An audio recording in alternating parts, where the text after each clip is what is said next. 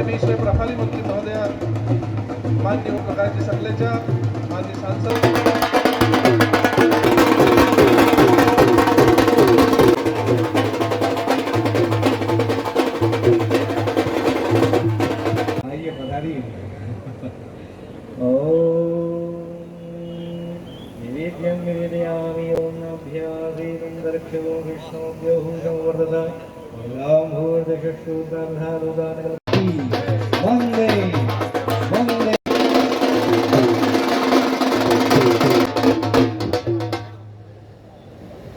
भूमि पूजन और लोकार्पण के पश्चात आज के हमारे कार्यक्रम के मुख्य अतिथिगण मंचासीन मनासा मुखर्जी मंडल के अध्यक्ष मुकेश जी डांगी, मदन जी रावत अध्यक्ष कुकड़ेश्वर मंडल, गोपाल जी गुजर मंडल अध्यक्ष रामपुरा, मनासा क्षेत्र की चिकित्सा सेवा को समर्पित क्षेत्र की प्रगति का एक बहुत बड़ा आधार है मनासा की कृषि उपज मंडी।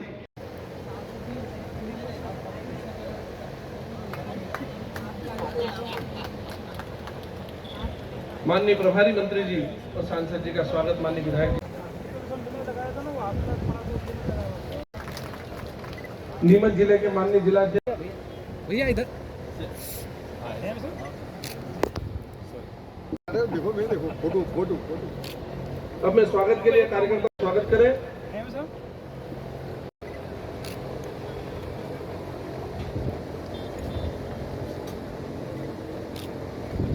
सत्यनारायण जी सोडानी, सुरेश जी मेघवाल,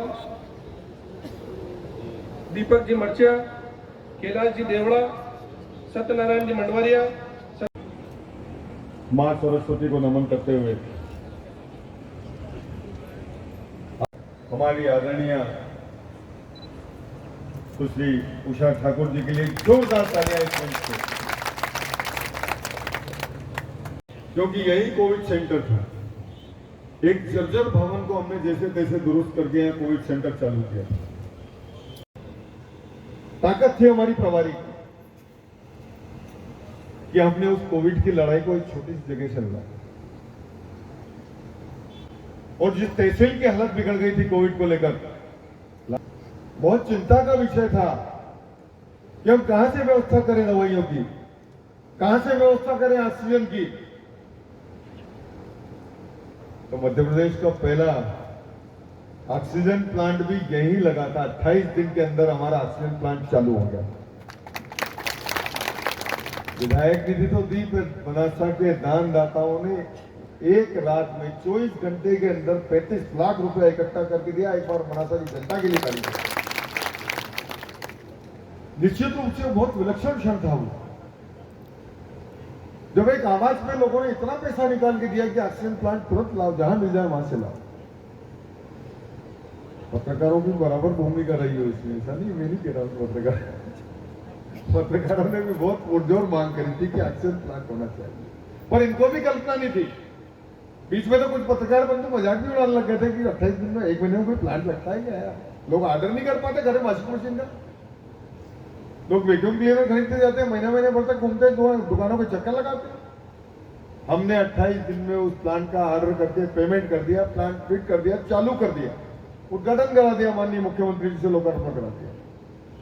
तो हॉस्पिटल मनासा में बनेगा, ये कल्पना का विषय। 30-40 साल पहले शायद 24 बेड का हॉस्पिटल था, कोई उसके बाद उन्नयन नहीं हुआ, कोई नई सुविधा नहीं बढ़ी। मुझे लगा कि स्वास्थ्य की दृष्टि से भी यहाँ कुछ करना चाहिए। और पहले तो कोविड सेंटर हटना है यहाँ से, तो नया कोविड सेंटर का हमने डोम बना लिया। वैसे आरएस के हिसाब से उसकी कास्टिंग 65 लाख से ज्यादा बैठती है, लेकिन हमने 40 लाख में बना लिया, 25 लाख में उसमें बचा लिया। मतलब सरकार के खजाने में, हमारी जेब में नहीं। सरकार का पैसा बचा, शासन का बचा, हमारी रोगी कल्याण समिति का पैसा बचा।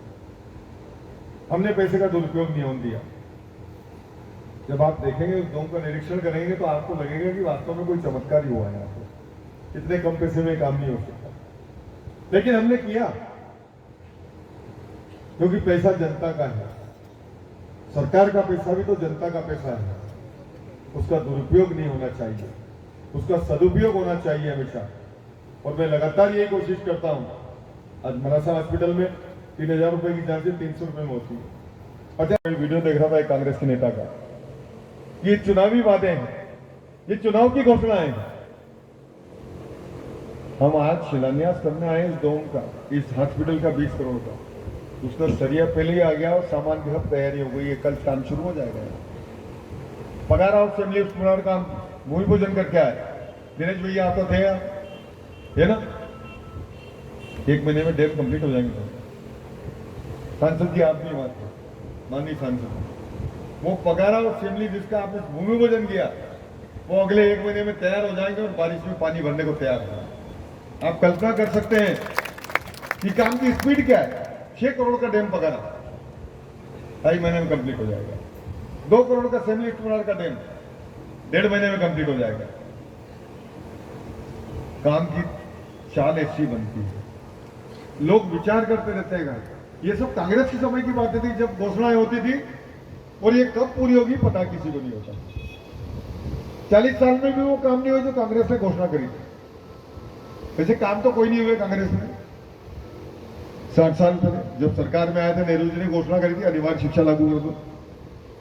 फिर इंदिरा जी आई, उन्होंने कहा अनिवार्य शिक्षा लागू करो। फिर राजीव गांधी आए, उन्होंने कहा अनिवार्य शिक्षा लागू करो। वो तो भला हुआ अटल जी का जिनने अनिवार्य शिक्षा लागू करा दी देश में। बच्चों को मुफ्त किताबें, मुफ्त भोजन, मध्याह्न भोजन, किसान क्रेडिट कार्ड, ये सारे अटल जी के टाइम पे शुरू। उस टाइम के तो विकास गिना ही नहीं सकते आप। वो नेताजी कह रहे थे सारी टेक्नोलॉजी हम लाए हैं। टेक्नोलॉजी नहीं लाते तो देश चलता कैसे? मैंने कहा गजब के लोग हो यार, तुम टेक्नोलॉजी लाए इसलिए आज मोदी जी देश चला रहे, तुम नहीं लाते तो देश ही नहीं चलता। कितनी विचित्र बात है। अरे उस टेक्नोलॉजी को तुम यहां डेवलप कर लेते तो इस देश का भला होता है, इस देश का नुकसान नहीं होता। और मोबाइल में जितना पैसा हमारा देश फूकता है, दुनिया की कोई कंट्री नहीं फूकती है। सारा पैसा विदेशों को जाता है। अगर यहां टेक्नोलॉजी डेवलप कर ली होती तो हमें लाने की जरूरत थोड़ी थी। इसलिए मोदी जी ने ऐसा नहीं कहा। वैक्सीन का मामला है, उन्होंने कहा अरबों खरबों रुपए लग जाएंगे और उसके बाद भी ठीक नहीं होंगे तो गारंटी क्या ले लेंगे वापस उनसे। उन्हें अपना वैक्सीन बनाया, उन्हें अपनी व्यवस्था खड़ी करी और विदेशी धन तो बचाई हमने। हमारे लोगों को मुफ्त उपलब्धि करा दिया और पूरी दुनिया उस वैक्सीन के लिए लाइन में खड़ी है, कटोरा लेके हमारे सामने खड़ी है। जिस भारत देश को पूरी दुनिया में बदनाम कर दिया था कांग्रेस ने, आज भारतीय जनता पार्टी के प्रधानमंत्री जी ने इस देश का सम्मान पूरी दुनिया में बढ़ाया। और सम्मान बढ़े तो थाने अग्रहण माला में यूक्रेन को युद्ध देखिए जो मनुष्यों को भी बच्चों को, यूक्रेन रशिया के युद्ध में अगर माननीय मोदी जी के कहने से हमारे बच्चों के लिए युद्ध विराम हो सकता है तो आप सोच सकते हैं कि भारत के बच्चों की कितनी कदर रही वहां, भारत के झंडे की कितनी कदर रही कि उन्हें युद्ध विराम किया कि भारतीय बच्चे बाहर जाएंगे। और यहां तक कि बांग्लादेश, नेपाली, पाकिस्तान बच्चों ने भी भारत का झंडा लेके बाहर निकले और धन्यवाद दिया उसके बाद पाकिस्तान जाके, बांग्लादेश जाके कि प्रधानमंत्री हो तो ऐसा और देश हो तो ऐसा जिसके झंडे की इतनी लाज है, इतना दम है कि युद्ध विराम करना पड़ा। निश्चित रूप से ट्रीटमेंट करो भरपूर। इसलिए मेडिकल कॉलेज में सांसद जी ने पहले नीमच का कराया, मंदसौर का बाद में शिरकत हुआ। पूछ लो बोली, ताली बजाओ सांसद जी के नाम से। इतना नरम दिल, इतना रहम दिल, इतना संवेदनशील सांसद है हमारे। मैं स्वागत करें उनका, मैं स्वागत करता हूँ तहे दिल से। और मैं आपकी वजह से टाइम ले रहा था, लोगों को लग रहा है कि कब बैठेगा ये और अपना अगला काम करें। माननीय सकलेचा साहब का स्वागत करेंगे। जोरदार तालियां तो बजाओ दे भैया। अपने वास्ते ठेठ धर पाओ धर मुकाम बढ़ दिया है तो कम से कम सम्मान तो करो भैया। अच्छा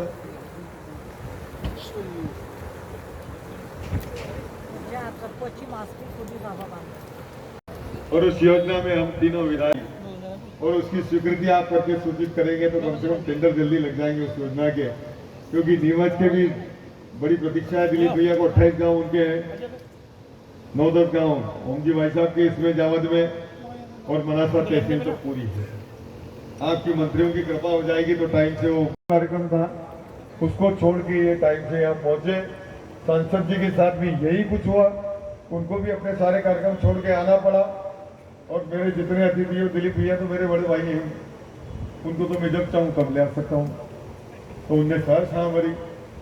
पवन जी भी जब चाहे हाँ बोल लेते हैं। तो सब लोग इतनी जल्दबाजी में सबने हाँ भरी और सब लोग टाइम से यहाँ उपस्थित हुए। मैं बहुत बहुत आभारी हूँ आपका, विशेष रूप से व्यक्तिगत रूप से, कि आपने इतनी कृपा करी कि आज मनासा में आप सब पधारे और मेरा सम्मान बढ़ाया। आप सब जितने भी लोग पधारे हैं उनका मैं आभारी हूँ। बहुत बहुत आभार मैं व्यक्त नहीं कर रहा हूँ, पर मैं अपने दिल से जो अपने वर्ड में मैं वो कर रहा हूँ। को धन्यवाद दूंगा कि नीमच जिले में आप लोगों ने मेहनत से मध्य प्रदेश के मुख्यमंत्री और देश के प्रधानमंत्री नरेंद्र मोदी जी ने मेडिकल कॉलेज दिया है, उसका भी अभी शीघ्र भूमि पूजन होगा और नीमच जिले की जनता को बहुत बड़ी सौगात मिलेगी। 8 तारीख को हमारे महिलाओं के द्वारा समाज विकास के काम बहुत कम हुए हैं, लेकिन जब हम भारत की धरा पर आते हैं तो अहिल्या से लेकर रानी गांधी तक, झांसी तक हम स्मरण करते हैं और उनकी प्रशासन चलाने की व्यवस्था का लोहा भी मानते हैं। तो आज हमारे बीच योग संयोग कहो या ईश्वर के हमेशा जूझते हैं, संघर्ष करते हैं, ऐसे सकलेजा जी हमारे बीच उपस्थित हैं। तो हमारे अपने पूर्व जिले के अध्यक्ष और वर्तमान में नीमच के विधायक ऐसे दिलीप जी हैं। तो पवन भैया को आपने सुना ही है।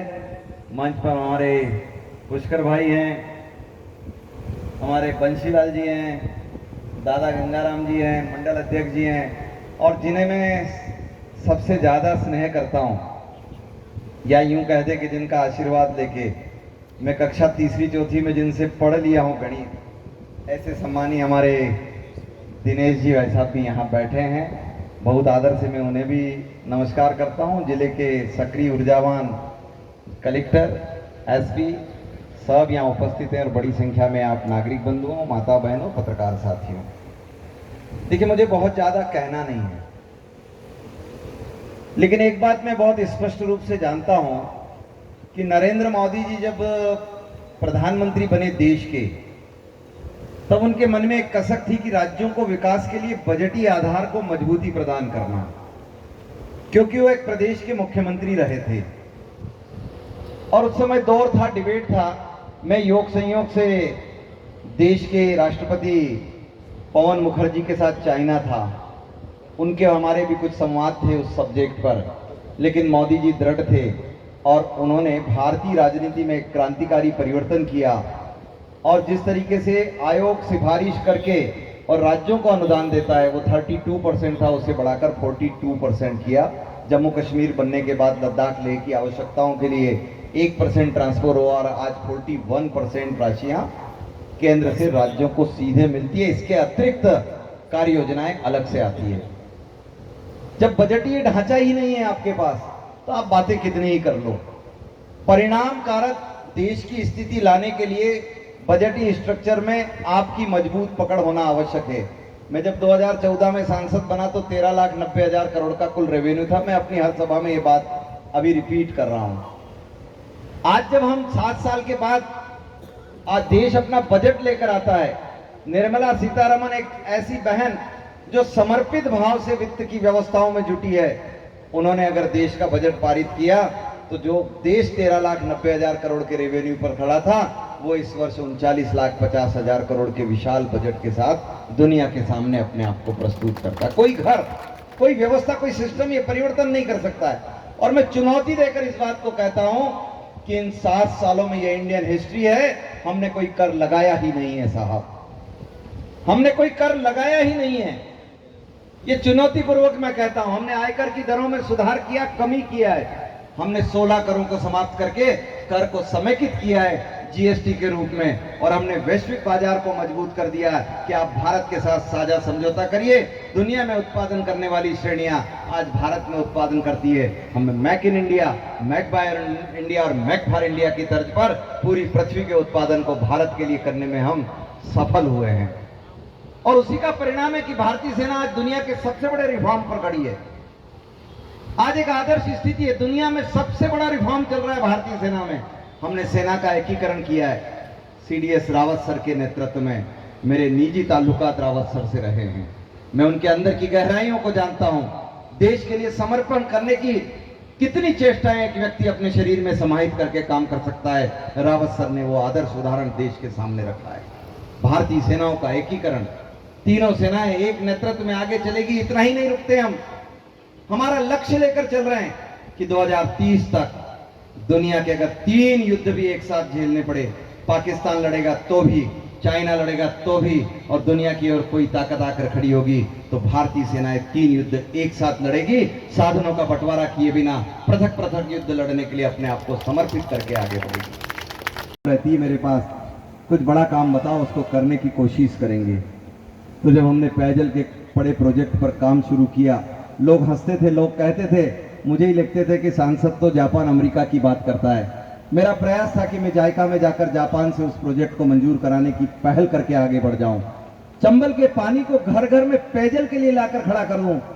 मुझे रिस्पांस मिला, मेरी हंसी भी उड़ी, मगर मैं आज सफलतापूर्वक इस कहानी को आगे बढ़ा पाया हूं कि जो प्रोजेक्ट जायका में गया था वो जायका ने स्वीकृत किया, सर्वे किया, मगर मध्य प्रदेश सरकार, भारत सरकार अपने तरीके से आगे बढ़ रही थी। और गजेंद्र भाई हमारे भारत सरकार के मंत्री हैं, जल जीवन मिशन लेकर आए, मोदी जी की महान योजना लेकर आए, और आज हम दावे से कह सकते हैं कि 2023 वो साल होगा, 2024 के पहले हमारे संसदीय क्षेत्र का एक भी गांव चंबल के पेयजल के लिए पानी ना आए, ऐसा हो न सकेगा। हम पिताजी कहते हैं, माताजी कहते हैं, अरे पिता की कहानी सुनाते सुनाते खुद की नहीं सुनाते, हमारी कहानी पर लगे। पर मैंने कहा चलो एक जागरूक आदमी तो है, कुछ कह रहा, तो मैंने भी सर्च मार लिया साहब। मैंने कहा हिस्ट्री क्या कहती, रेल कौन लाया था। बहुत ढूंढा साहब, परेशान हो गया, एक पेपर न मिला कांग्रेस का। रेल की पटरी तो अंग्रेज लेकर आए थे, कांग्रेसियों के अते पते नहीं थे। और उसका जो ब्रॉडगेज में कन्वर्शन वो तो मेरे बाबूजी ने किया था, डॉक्टर लक्ष्मी नारायण पांडे जी ने। आपके तो कहां आते पते थे साहब। और हिस्ट्री ये भी कहेगी कि मैं अपने संसदीय कार्यकाल में नीमच से चित्तौड़ रेलवे लाइन को डबल करा पाने में सफल हुआ हूं, वो चालू ही होने वाली है। और नीमच से रतलाम तक 1000 करोड़ से अधिक का बड़ा बजट ला पाने में सफल हुआ। कई बार लोग ट्वीट कर देते कि मैंने किया, तेने किया, लेकिन मैं कागज भी रखता हूं, रिकॉर्ड भी रखता हूं, बात करने का दम भी रखता हूं। और जब मैं नीमच गया थावरचंद गहलोत जी के मंच पर, क्योंकि आज माधव भाई ने कहा, तो मैंने कहा इस पत्ते को खोल ही दो। थावरचंद गहलोत जी खड़े थे, साथ में ही थे, लेकिन ये आवाज आ गई कि सांसद तो मंदसौर की तरफ ज्यादा ध्यान देता और नीमच की चीजें ले जा रहा है। तो मैंने कहा सेंट्रल स्कूल नीमच में लाए, ओपीएम फैक्ट्री का रिनोवेशन ताकत से कराया, रेलवे का डबलिंग करा के सक्सेस स्टोरी लेकर आ गए। मंदसौर में तो सेंट्रल स्कूल ले नहीं गए, वो तो शामगढ़ लेकर गए। रेलवे अभी मंदसौर में विकास के दौर में आएगा, जब आएगा, अभी तो यहाँ हो गया, सीआरपीएफ में यहाँ पैसा लग गया। मैंने कहा फिर ले क्या गया मैं। तो एक अखबार का समाचार था जो जाजू जी की कृपा से छप गया था साहब। उस अखबार में था कि ये सांसद लोको शेड लेकर चला गया। मैंने कहा मैं कम पढ़ा लिखा हूँ, डीआरएम बैठे थे, थावरचंद जी भाई साहब भी थे। मैंने कहा मैं कम पढ़ा लिखा हूँ, मुझे नहीं समझ पड़ता साहब ये लोको शेड क्या है। डीआरएम साहब आप ही बता दो कब चला गया। बोले साहब ये 9 साल पहले चला गया था, कांग्रेस का समय था। और लोको शेड उस शेड को कहते थे नीमच में जहाँ कोयले के इंजन आकर रिपेयर के लिए काम करते थे। मैंने कहा अटकी पड़ी है, अभी उस लोको शेड में अटकी पड़ी है। और इसने छाप छाप कर कहानी बना दी। मेडिकल कॉलेज का जब हिस्ट्री आया, मुझे काले झंडे बताए। मैं प्रशंसा करूंगा माधव भाई की, क्या जिगर से सामने आए थे। मैं प्रशंसा करूंगा दिलीप भाई की, क्या सामने किया। तो रोम सकलेचा जी ने भरी सभा में बहस किया पत्रकारों। आज अगर हम बात करते हैं तो ये केवल मध्य प्रदेश नहीं, पूरे भारत की प्रॉब्लम थी बेरोजगारी, सबसे बड़ी समस्या। क्योंकि बिजली, सड़क, पानी हमने काम कर लिया और उम्मीद से ज्यादा काम किया, लेकिन आज इन सब के बाद जो सबसे ज्यादा फोकस का पॉइंट है तो वो है बेरोजगारी। और जब हम कोरोना से निपटते ही और कोरोना के जिस अच्छे तरीके से दोनों डबल इंजन की सरकार ने मिलकर काम किया, उसको कई लोगों ने पूरी दुनिया में अप्रिशिएट किया मध्य प्रदेश के काम को। क्योंकि अगर हम दूसरे राज्यों में देखें, महाराष्ट्र में देखें या केरला में देखें, तो वहाँ की सरकारों का अंतर भी हमें साफ दिखा था कि जगत गुरु भारत के निर्माण में कोई कोर कसर नहीं छोड़ने वाली है। हम राष्ट्र नायक मोदी जी का समर्पण, उनका विजन, जननायक भाई शिवराज जी का दृढ़ संकल्प निरंतर हम देखते हैं साथियों। मैं देखती हूं कोई समस्या तो ऐसी हो जिसका समाधान परिवार भाव से भारतीय जनता पार्टी का नेतृत्व नहीं करता। संपूर्ण समाज की पीड़ा को अपनी पीड़ा समझते हुए उसे जड़ मूल से उखाड़ कर फेंकना, सबका साथ, सबका विकास, सबका प्रयास, सबका विश्वास जीतने की एक अहिर्निश श्रृंखला में भारतीय जनता पार्टी काम कर रही है। हमने हमारी पंचनिष्ठाओं को ना कभी छोड़ा, ना कभी छोड़ेंगे। हम सांस्कृतिक राष्ट्रवाद के पुजारी थे, हैं और रहेंगे। हमारे केंद्र और राज्य की सरकारें निरंतर इस बात की गवाही देती चली आ रही है। कार्यों को विस्मृत भी मत कीजिए कि कितने कठिन काम जिनकी हम कल्पना नहीं कर पाते थे कि कैसे धारा 370 समाप्त हो जाएगी। क्या इस देश में 3 तलाक कभी नियंत्रित हो भी सकते हैं? आप कार्यक्रम में ताली अवश्य बजा दें, पर मेरी प्रार्थना इतनी ही है कि आप इसको व्यवहारिक धरातल पर नीति के निर्धारक, नेता, नेतृत्वकर्ता प्राण से 18 घंटे, 20 घंटे से कोई भी कम काम नहीं करता। और इस अपेक्षा के साथ इस राष्ट्र निर्माण में हमें आप भाई बहनों का 100% सहयोग चाहिए। मैं बहुत व्यथित और दुखी हूं। प्रसन्नता है कि यूपी में सरकार बन गई, पर योगी जी की विधानसभा में और अन्य जगह जब देखते हैं कि 56% मतदान होता है तो मन आहत हो जाता है। क्या आप और हम इस लोकतंत्र की रक्षा का संकल्प है? भारतीय जनता पार्टी की दूसरी निष्ठा ही लोकतंत्र है।